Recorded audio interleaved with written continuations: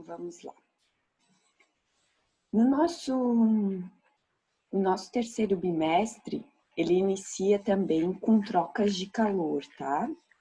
Lembram que a gente falou sobre diferença de temperatura, diferença de calor? Agora a gente vai continuar falando sobre isso. Então, a nossa primeira unidade chama-se Processos de Transmissão de Calor e Estudo de um Gás. Então, conforme a gente já tinha visto, a troca de calor, ela sempre ocorre do corpo de maior temperatura, onde a gente tem moléculas mais agitadas, para o corpo de menor temperatura. E essa troca ocorre por meio de alguns processos, tá? Que nós vamos aprender. Nesse caso aqui, eles vão trocar calor até que permaneçam em equilíbrio, como a gente já viu no bimestre passado. Então, a gente tem a seguinte situação. Quando dois corpos de temperaturas diferentes são aproximados, ocorre troca de energia térmica entre eles. Essa troca de energia que a gente chama de calor. O calor é transferido de modo espontâneo dos corpos mais quentes para os mais frios e pode ser transmitido por 3 processos diferentes, que é o que a gente vai aprender hoje, tá? Esses 3 processos. Hoje a nossa aula é bem teórica. Condução, convecção e irradiação. Então, aqui eu trouxe para vocês uma imagem que eu peguei da internet. Tanto faz a gente falar irradiação ou radiação, tá? Depende muito de onde vocês pesquisarem, vai aparecer os dois jeitos. Na apostila a gente vai ver sempre irradiação. Nessa imagem que eu peguei da internet está radiação. Então aqui a gente tem os 3 processos envolvidos. Aqui a gente tem uma fonte de calor, que seria um fogão. Aqui o receptor de calor, que é a panela com algum líquido, que pode ser água, fervendo uma água para cozinhar alguma coisa. E como é que a gente apresenta os 3 processos de transmissão de calor? A condução, ela geralmente ocorre nos sólidos, tá? Ela pode ocorrer tanto em líquidos quanto em sólidos. É, por exemplo, quando a gente esquenta a panela e se esse cabo aqui é de metal também, ele acaba esquentando. E bem pertinho da panela fica muito quente. Quem já cozinhou sabe. A gente corre o risco até de se queimar. E quando a gente encosta nesse cabo quente, essa transmissão de calor do cabo da panela para nossa mão se chama condução. A transmissão de calor de uma molécula de água para outra, porque essa parte de baixo vai aquecer primeiro, certo? Porque está mais próxima do fogo. Ela vai passando calor para a parte de cima e assim vai. E isso é a convecção, tá? Então, a convecção ocorre em líquidos e gasosos. E a radiação é a transmissão de calor de uma fonte para um receptor. Então, o fogão ligado, ele gera calor. Um pouco vai para o ambiente em que a gente se encontra, um pouco vai para a panela, e assim vai. É de um corpo para outro, tá? E aqui, na convecção, é de uma mesma substância. Então, aqui eu peguei o mapa conceitual que a gente tem lá no nosso livro de atividades. Então, a gente tem assim, processo de transmissão de calor. Se dá pela passagem de energia térmica. Então, essa energia térmica que a gente transfere chama-se calor. Quando tem diferentes temperaturas, vai do corpo de maior temperatura para o de menor temperatura, ok? E a gente tem 3 meios: condução, convecção e irradiação. Então, a condução, ela pode ocorrer nos líquidos também, mas é mais comum nos sólidos, tá? Então, a convecção ocorre nos fluidos, ou seja, fluidos são os líquidos e gasosos, tá? São os gases e os líquidos, a gente chama de fluidos. E elas, tanto a condução quanto a convecção depende do meio material, tá? Depende do material que se encontra. E a irradiação não precisa de meio material. Não precisa de meio material para ser transmitido, que nem ali. O fogo ligado irradia calor sem meio material, pelo próprio ar, certo?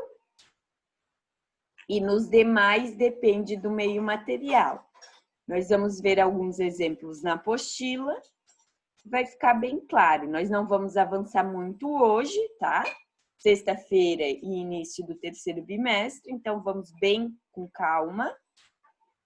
Então, aqui deixa eu compartilhar com vocês a apostila. Aqui no ponto de partida, nós temos um cara de parapente. E eu gostaria que vocês respondessem essas questões de tarefinha, tá? Para vocês dar uma pesquisada, para a gente discutir a aula que vem. E aqui a gente tem os objetivos da unidade. Reconhecer e diferenciar os processos de transmissão de calor, que é o que a gente está aprendendo hoje. Condução, convecção e irradiação, tá? Identificar os processos de transmissão de calor, relacionando-os com situações cotidianas. Também, ali como o exemplo da panela que a prof explicou para vocês, tá? É esses dois objetivos que nós estamos iniciando hoje. E os demais vai ficar para as próximas aulas, tá? Então, aqui, ó, em um churrasco, por exemplo, ó, assar o alimento diretamente na grelha, no espeto ou no papel alumínio pode auxiliar no tempo de preparo dos alimentos. Cada um desses processos transmite a energia térmica de uma maneira diferente. Então, num churrasco, nós já conseguimos ter os 3 tipos, certo? Então, assim, se o alimento, a grelha, o espeto e o papel alumínio, né? Então, na grelha, a gente consegue observar tanto condução da grelha para o alimento, né? Quanto irradiação, porque do fogo para o alimento. Nos 3 processos tem irradiação, certo? Convecção, a gente consegue observar no papel alumínio, onde o alimento ali dentro fica cozinhando mais rapidamente a parte de fora e transmitindo calor para a parte de dentro, tá? E a irradiação, como eu já falei, é a do fogo. Então, o primeiro que nós vamos estudar é a condução térmica, certo? Então, aqui a gente vai falar muito sobre metais, porque os metais são bons condutores de calor, por isso que a gente tem que tomar cuidado, por exemplo, ao deixar uma colher de metal dentro de uma panela, ela aquece e a gente se queima pelo método da condução, tá? Então, por que é mais comum nos sólidos? Porque nos sólidos as partículas estão mais próximas, então o fluxo de calor é facilitado. Então, por isso que geralmente quando a gente falar de condução térmica, nós estaremos falando de sólidos, tá? Mas também pode ocorrer nos líquidos. Aqui nós temos a formulazinha do fluxo de calor. Então, esse fluxo de calor a gente representa por essa letra grega, que é o φ, tá? E a fórmula dele é a divisão do calor, que a gente representa pela fórmula Q, que a gente já viu bimestre passado, pela variação, pelo intervalo de tempo, que é o ΔT. Sempre na física que for T minúsculo é tempo, T maiúsculo é temperatura, tá?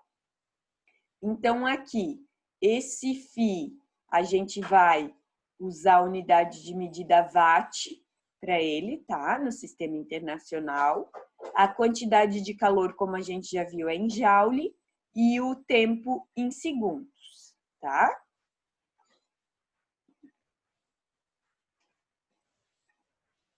Aqui nós temos outra fórmula que leva em consideração o coeficiente de condutibilidade térmica.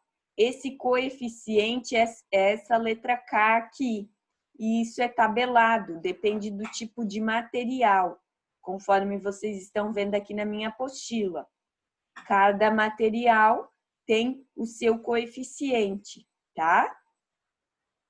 Então, se a gente comparar... Oi? Sempre tem que usar o número específico que está nessa tabela?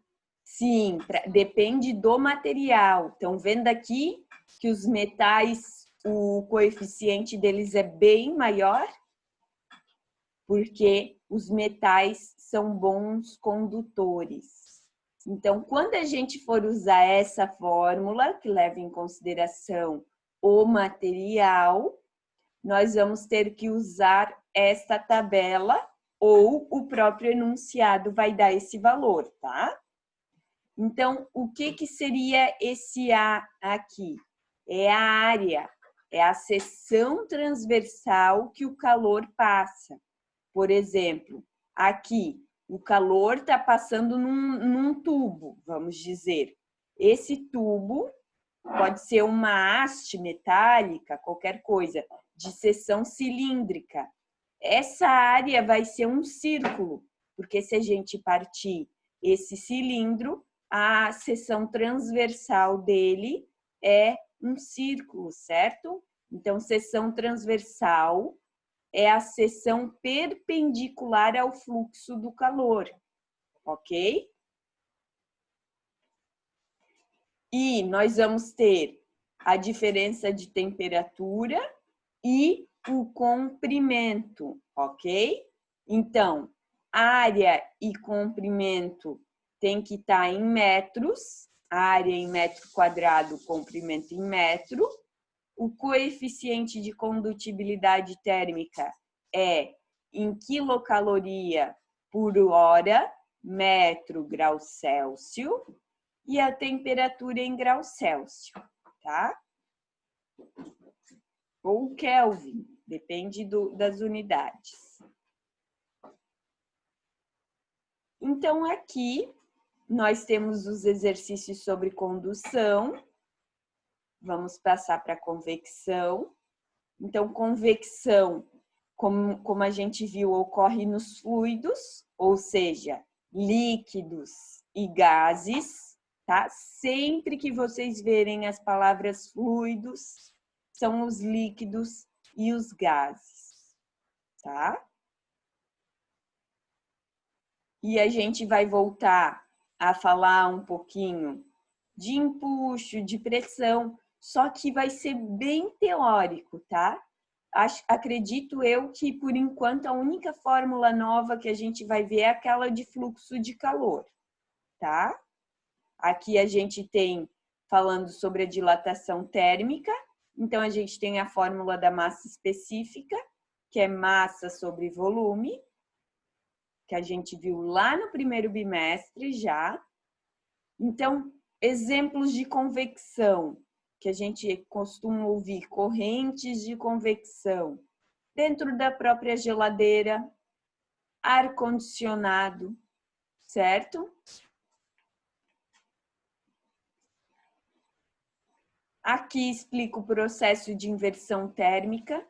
Ó, durante o inverno, em noites e manhãs frias, o solo perde calor rapidamente para o meio, mantendo-se mais frio do que a camada de ar imediatamente acima e fazendo com que não se formem as correntes de convecção.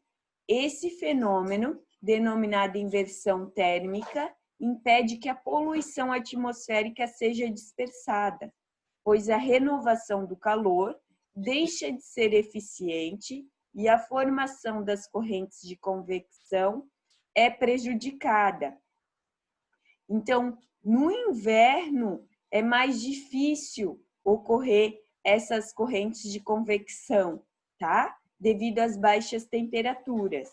Já no calor, esse fluxo é mais intenso, ok? Porque a gente tem uma troca de calor mais intensa, tá? Então, o ar frio, ele tende a subir e o ar quente tende a descer. Desculpa, ao contrário. O ar frio tende a descer e o ar quente tende a subir. Por isso que a gente costuma pôr o ar-condicionado em cima, porque o ar dele sai frio e tende a descer, formando esse movimento de convecção. Sai o ar frio dele, vai descendo e gelando todo o ambiente, tá? Se a gente coloca o ar-condicionado embaixo, isso não ocorre tão facilmente, prejudicando o funcionamento dele, tá? Então, a gente só colocará um ar-condicionado embaixo em últimos casos, ok? A mesma coisa na geladeira, o ar frio tende a descer, que é essa flechinha azul, e o ar quente tende a subir. Por isso que a gente costuma pôr os vegetais e frutas na parte de baixo, porque são materiais, são alimentos mais delicados, tá? Aqui tem esse experimento que a gente não vai conseguir fazer. Daí aqui vem os exercícios de convecção. E agora a gente tem a parte de irradiação, ó, do papel alumínio. Voltando à situação do churrasco, quando embalamos o alimento em um papel alumínio, temos como objetivo refletir a radiação térmica e assar mais uniformemente o alimento. Então, pergunta, a parte brilhante para fora ou para dentro? Para dentro, porque daí o calor que está ali dentro reflete no próprio alumínio e fica conservado ali dentro, assando mais rapidamente o alimento e até de maneira mais uniforme, tá? Então, aqui temos exemplos dos raios solares, infravermelhos e o micro-ondas, tá? Uma fogueira. Quero que vocês pesquisem, além do ponto de partida, o funcionamento de uma garrafa térmica, tá? Porque é bem interessante. E aqui na apostila tem bastante exemplos, eu não vou ficar lendo para que vocês não caiam no sono.